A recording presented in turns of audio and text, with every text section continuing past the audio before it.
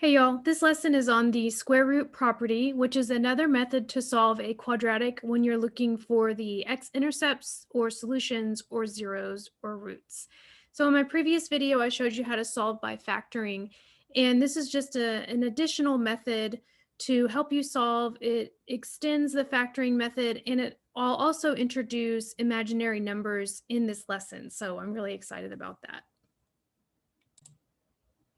This method is really useful if you run into a situation where maybe factoring is not possible and there's no linear term.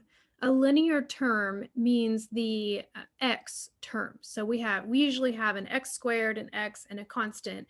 And whenever you see a situation where there is no x term, then sometimes the square root property can be used.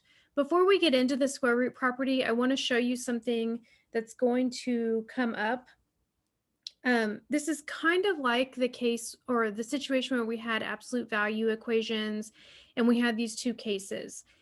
We have to use that again a little bit when we solve using the square root property, and let me show you why. If I have, for example, we'll just do x squared equals 4. I have two possibilities here. I know that -2 squared is 4, and also +2 squared is 4. And so we're going to use that when we solve over here. I've added this to our notes because it wasn't written. We're using the square root property. We use it when there's no linear term, and basically you're just trying to isolate the x squared term. And what happens is you're going to end up with something like this. And we're going to use the inverse of squaring something. The opposite of squaring something is taking the square root. But when we take the square root of something in an equation, we have to consider both the positive and the negative case, because we could have started with either one. And just like when you solve a linear equation, for example, if we have 2x equals 4, we use the inverse, so we divide.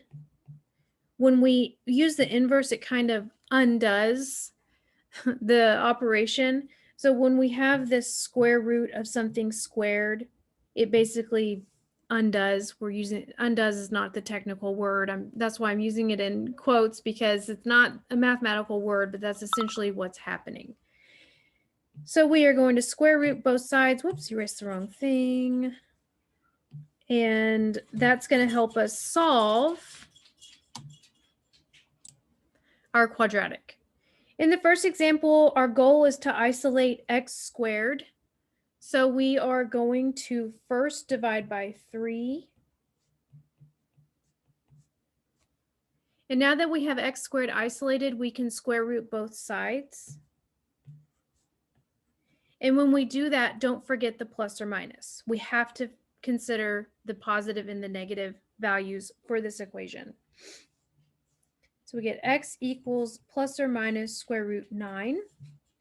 Luckily, this is a perfect square, so it's going to come out to a nice, neat number.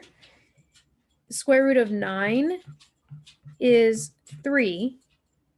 So our two solutions are -3 and 3. Now remember, we do not use parentheses here because it is not one point. We're talking about two different points, and those two different points are -3, 0 and 3, 0. I want to remind you of something really quickly before we move on to the next problem. In case you run across something that is not a perfect square, I just want to remind you of what that looks like when you take the square root of it. Oftentimes, they're not going to want the decimal answer. Now, when you're graphing, it's nice to have a decimal answer, but if you're going into trig or calculus or anything like that, engineering, physics, they're going to want an exact solution. And when they say they want an exact solution, that means no decimals. So let's say we have x squared equals 8. We'll do a simple one. And I square root both sides. Don't forget the plus or minus.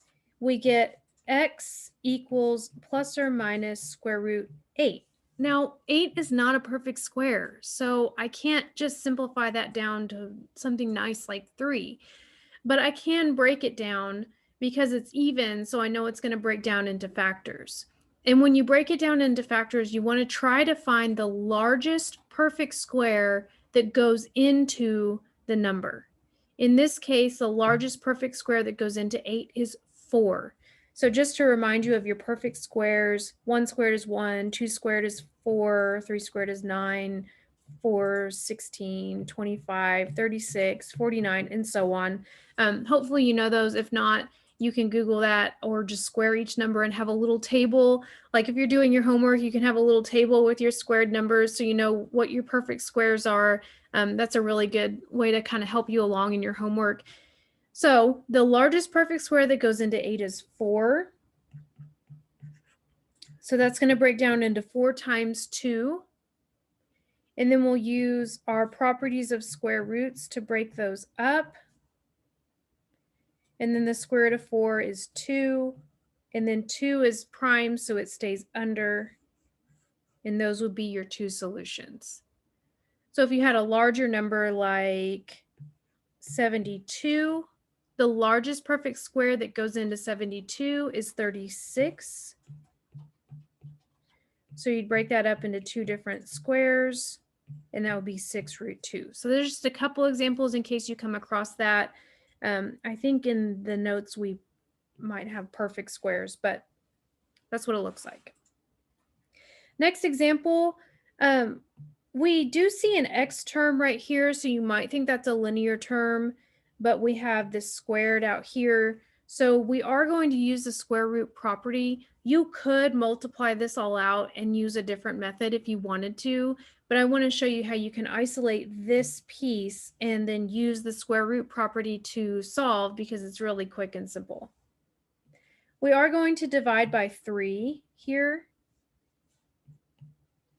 And we get x minus 4 squared equals 5. Ooh, not a perfect square. Yay! And then I need to get this x out of the parentheses. I can't add 4 because it actually has a squared attached to it. So basically I need to get rid of the square so that I can release what's inside the parentheses out. So to release it, to undo the square, I'm going to square root both sides. I'm going to give myself a little more room over here so I don't forget my plus or minus. And then now that frees up the x minus 4. So x minus 4 gets to come out, and then plus or minus square root 5 is going to stay. 5 is prime, so there's not going to be any factors that help me simplify. So I'm just going to leave it square root 5. I'm wanting an exact solution, so I'm not going to find the decimal representation of that. Decimal representations of these square roots end up giving you a rounded answer. And rounded answers are fine for graphing, but like I said, if you're going on into further mathematics or applied mathematics, you don't want rounded answers early on in your problem because it's going to create some real big issues later on. And then we're going to isolate x as our last step. So we are going to add 4. And you'll notice I'm putting it kind of off to the side. That makes 0. Those are inverses. Now, I have this awkward plus or minus kind of right there with the square root 5. So even though I wrote my plus 4 off to the side, off to the right side, I'm going to bring it to the front by the commutative property. It's a positive 4 plus or minus square root 5. And x is isolated, so that is my solution. Now I do have 2 scenarios here.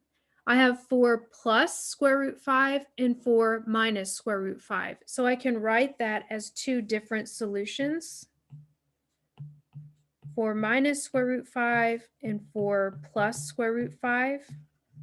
And those are actual points. Now these are the exact solutions. If you needed the decimal representation of that, you can use your calculator.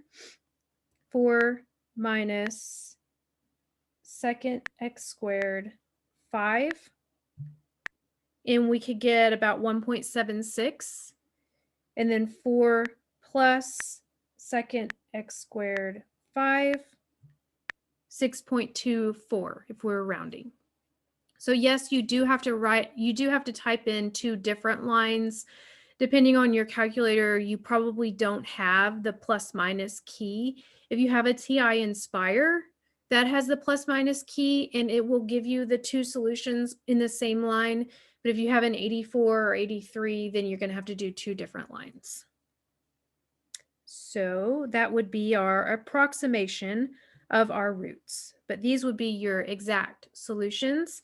If you were going to write them as points, you would have 4 minus square root 5 comma 0 and 4 plus square root 5 comma 0.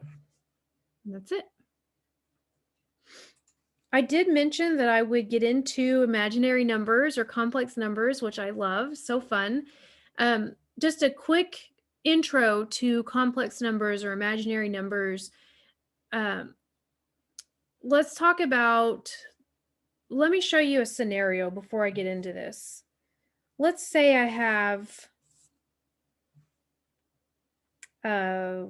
x squared equals -4.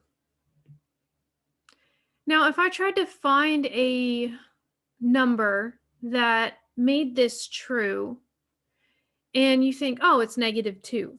So let's plug in -2.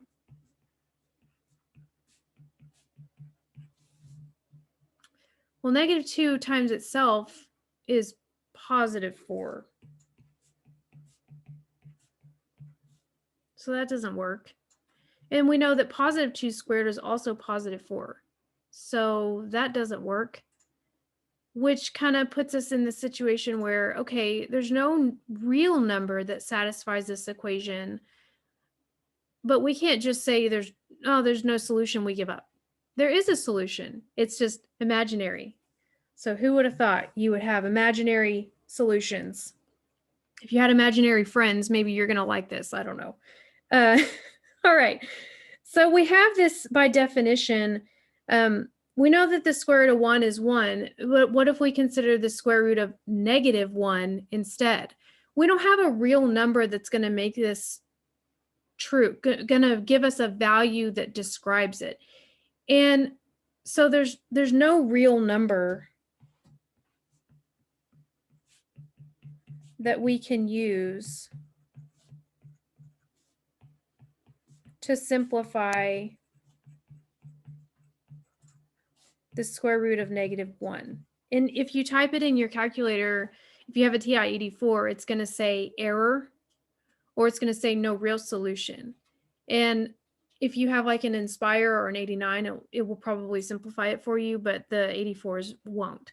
And so that's an indicator for you that, oh, it's not necessarily that you did it wrong. It's more your calculator wants to give you real number answers. And in this case, we don't have one. There's not one that exists.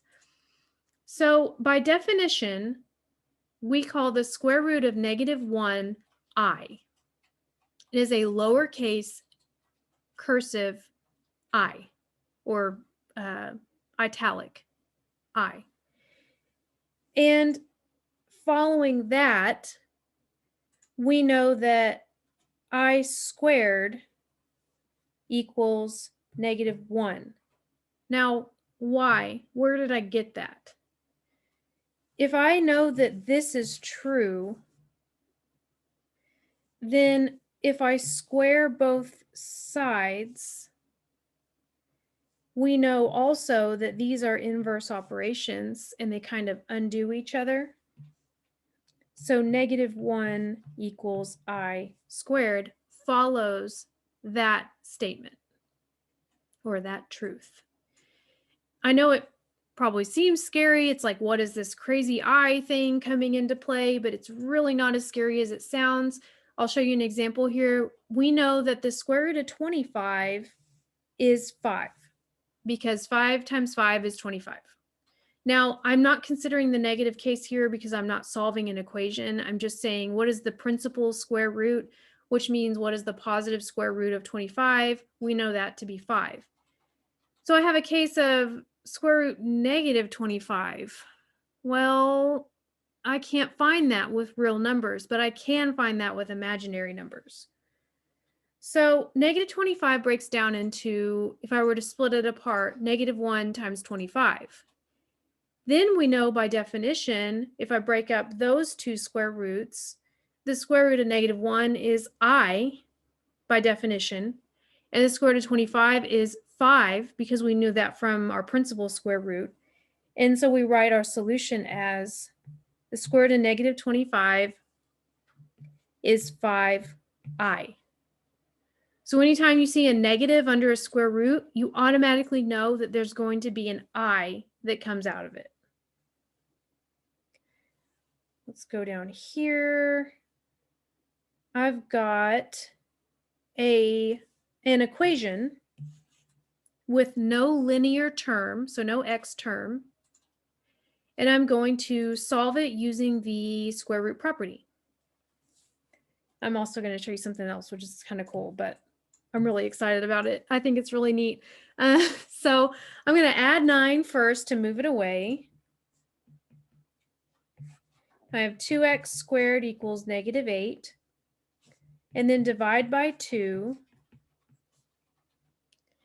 And when I take the square root, oh, I should have given myself more room. I'm really bad about that. Don't forget the plus or minus because we are solving. I know that on the left side, the square root and the square undo each other. And then on the right side, I have a negative under the square root, so that's automatically an I. And then the square root of 4 is 2. So it's just 2I. That's it. Those are your solutions. 2I and negative 2I.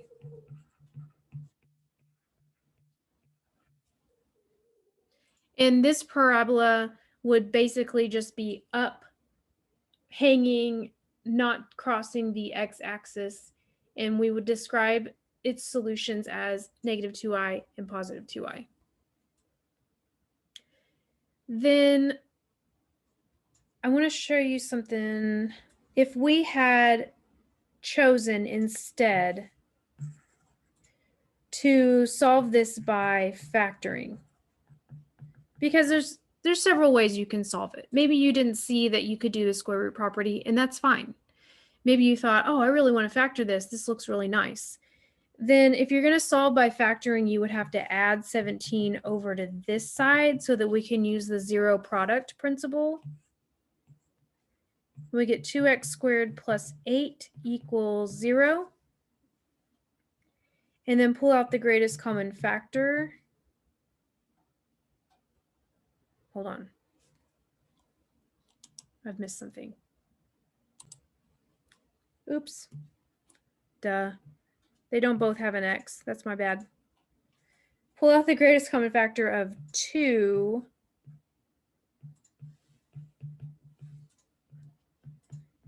And now we have our two factors set equal to 0. When you split up these two factors, this first one doesn't have a variable, so we really don't need to consider it. And then the second one, if we try to factor x squared plus 4, factors of positive 4 that make 0, there's not any real numbers. Or it almost looks like a difference of squares, but it's not a difference. It's a sum. So normally we would say that this is not factorable. We would just say it's prime, we're done, we can't do it. But we can do it. That's what's so exciting about imaginary numbers. They allow us to solve these unsolvable problems, which is so exciting for me. I'm sure you can tell. Before I show you how to do that, I want to show you something else. So it all applies, but just hang in there. Let's say, side note, this is a side note. I have x plus x minus 2i times x plus 2i. Let's multiply this out and see what happens. You can use a box method or you can use the distributive method. Either way is fine. X times x is x squared. X times 2i is 2xi or 2ix, either one. And then negative 2i times x is negative 2xi. And then we have negative 2i times 2i. Hang in there. You might notice your middle terms, positive 2xi and negative 2xi, are inverses, so they will add to 0. And then we have negative 2i times 2i. We know that 2 times 2 is 4, and I times I is I squared. I'm getting really excited. Look at this. What is I squared? Negative 1. So let's sub that in.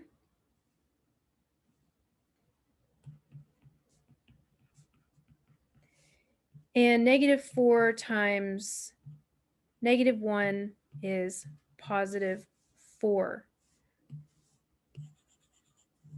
which indicates that we can factor a sum of squares. We've always just said it's prime, we're done, we give up, but we can factor it using imaginary numbers.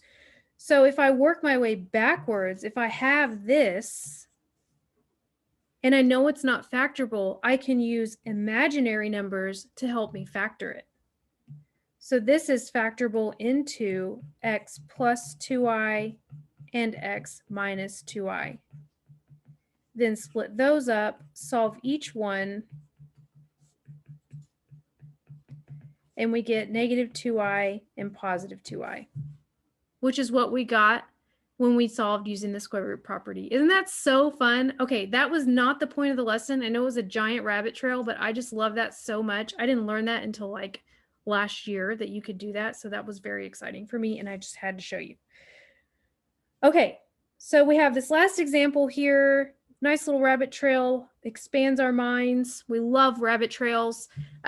We have x squared plus 9 equals 0. We're going to solve it 2 different ways just to kind of show you that you can pick the method that you want to pick.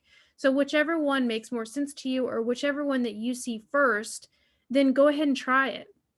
If it doesn't work out, then try a different method, but you have that option. And so I want to show you how to solve this one by both factoring and the square root property. Now, you'll notice that this is a sum of squares.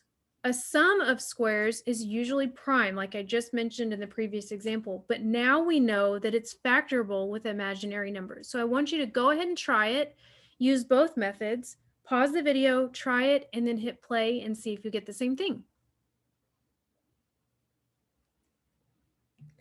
When you factor this, let me show you back here. If I had instead been given x squared minus 9, that's a difference of squares, and we know that it factors into x plus 3, x minus 3. But now we have a sum of squares, and we can't factor it with real numbers. So instead of 3, we're going to use 3i.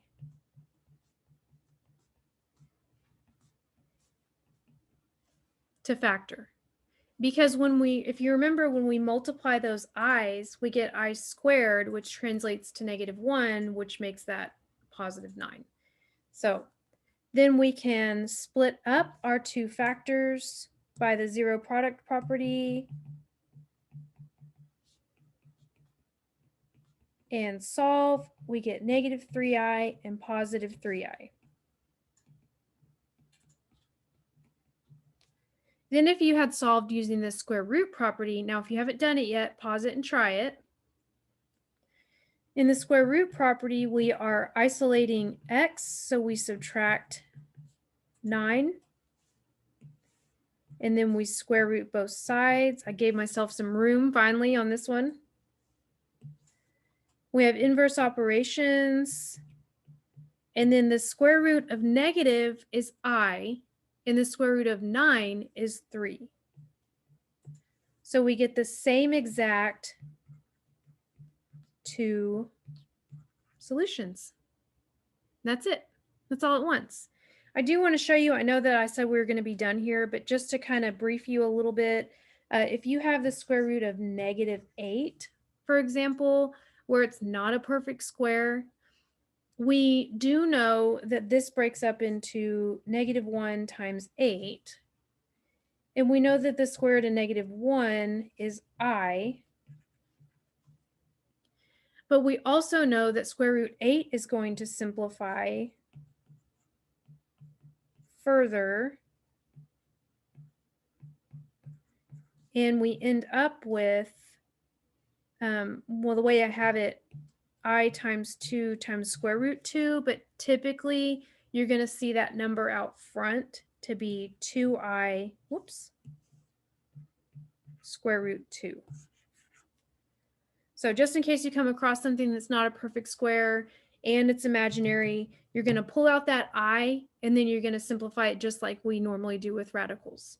So that is all I have for this lesson. I hope you enjoyed it. If you have any questions, please let me know and I would be happy to help. See you in the next one.